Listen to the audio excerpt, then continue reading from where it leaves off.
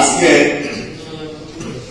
যুব জাগবার 35তম প্রতিষ্ঠা বার্ষিকীতে মঞ্চে উপস্থিত আমার অত্যন্ত শ্রদ্ধাভাজন এবং অনুসরণীয় তরুণদের মধ্যে যে সকল রাজনীতিবিদ তার মধ্যে অন্যতম রাশেদ প্রধান ভাই এবং আসাদ ভাই সহ আমার শ্রদ্ধেয় এবং মাতৃত্ব বঙ্গটা আবদ্ধ নজরুল ইসলাম বাবু ভাই সহ যুব নেতৃবৃন্দ এবং সামনে যারা উপস্থিত হয়েছে তাদেরকে বাংলাদেশ যুব অধিকার পরিষদের পক্ষ থেকে আন্তরিক ধন্যবাদ এবং আসসালামু আলাইকুম।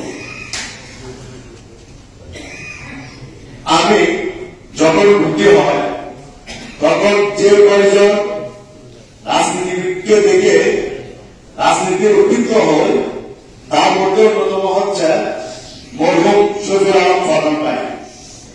ওনার বাচনভঙ্গি, ওনার প্রতিবাদী কণ্ঠস্বর, ওনার কথাবার্তা শুনে উজ্জীবিত হত।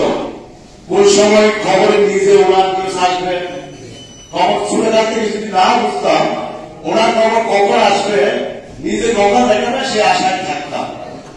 আমার আব্বাও কিন্তু ওনার ভক্ত একজন। তো উনি আজকে 24-এর বড় অভ্যুত্থানের পর যদি বেঁচে থাকতো আজকে আমরা যে সমস্যার শিকার হচ্ছি, যে ধরনের সমস্যার শিকার হচ্ছি ওনার খুবই প্রয়োজন ছিল এই সময়। কিন্তু দুর্ভাগ্য আমরা যখন রাজনীতিতে প্রবেশ করেছি উনি নারকেলের দেশে চলে গিয়েছেন। আল্লাহ ওনাকে জান্নাতের সর্বোচ্চ মাকাম দান করুন।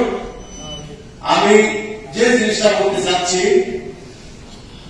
বাংলাদেশে একমাত্র সরাসরি ভারত বিরোধী, ভারতের আধিপত্য বিরোধী, ভারতের আগ্রাসনের বিরুদ্ধে যিনি পঞ্চগড়ে কথা বলেছেন উনি হল মরহুম শফিউল আলম প্রধান। আমরা কিন্তু ভারতের বিরুদ্ধে ভারত আমাদের সাথে কি সমস্যার সৃষ্টি করেছে সেটা থেকে আমরা ওনাদের থেকে শিখেছি। শফিউল আলম প্রধান ভাই যে ভারতের আধিপত্যের বিরুদ্ধে তরুণদের সোচ্চার করেছে তার ধারাবাহিকতায় বাংলাদেশ যুব অধিকার পরিষদ ভারতের বিরুদ্ধে সবচেয়ে প্রতিষ্ঠাকালীন থেকে সবচেয়ে বেশি সোচ্চার থেকেছে। বেলালি হত্যার বিরুদ্ধে আমরা কিন্তু ভারতীয় হাইকমিশন সরাসরি ঘেরাও করেছিলাম 2010 সালে। সেখানে পুলিশ আমাদের উপর অতর্কিত আক্রমণ করে।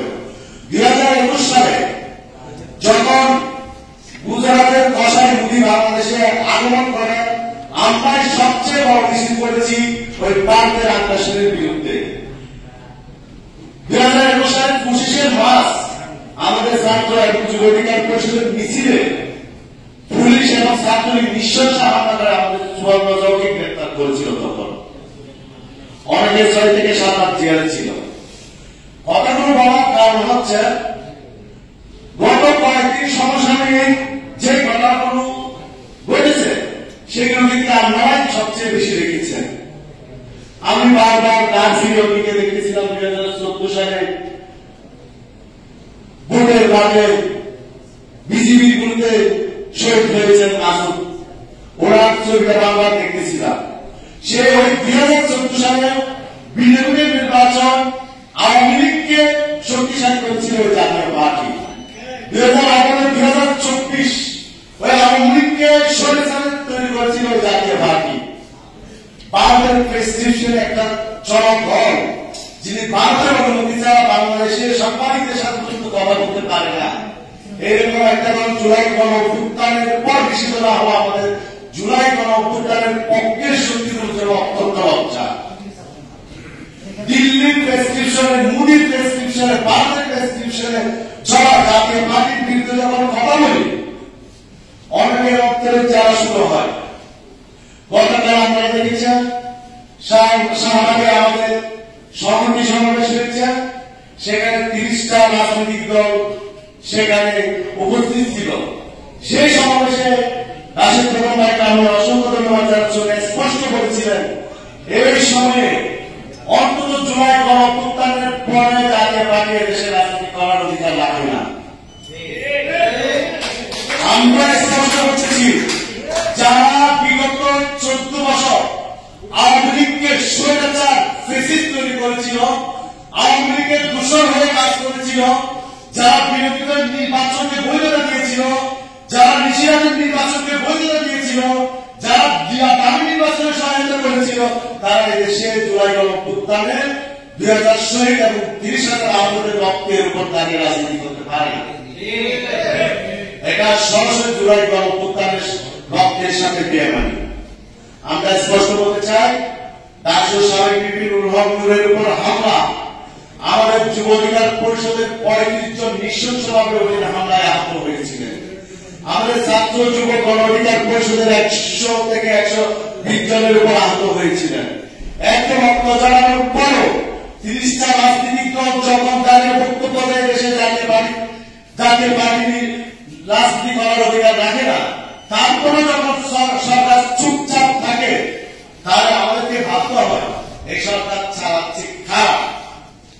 যখন কেউ আহত হয় তখন সরকার নিন্দা জানায়, উনিও যদি নিন্দা জানে তাহলে বিচারটা করবে কে?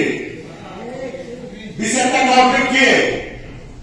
ওই যে এন্দুর বিড়ালের খেলার মতো বিড়ালের গলায় ঘন্টা বাঁধবে কে? সরকার ঘন্টা বাঁধতে পারবে না। তাহলে আত্ম সরকার, তাহলে আমরা কি মনে করবো আত্ম সরকার আছে? আমরা স্পষ্ট করতে চাই, আওয়ামী লীগ সহ আওয়ামী লীগের নিবন্ধন বাতিল হয়েছে, তাদের 200 জাতীয় পার্টি সহ 14 দলের নিবন্ধন বাতিল করতে হবে এবং নিষিদ্ধ করতে হবে। আমি বক্তব্য দীর্ঘায়িত করবো না। আমি ডাকসুর সাবেক ভিপি নুরুল হক নূর এবং আমাদের বাংলাদেশ যুব অধিকার পরিষদের পক্ষ থেকে যুব যাত্রা প্রতিষ্ঠাবার্ষিকী আন্তরিক ভালোবাসা এবং শুভেচ্ছা জানাচ্ছি। যুব যাত্রা দীর্ঘজীবী হোক। ধন্যবাদ।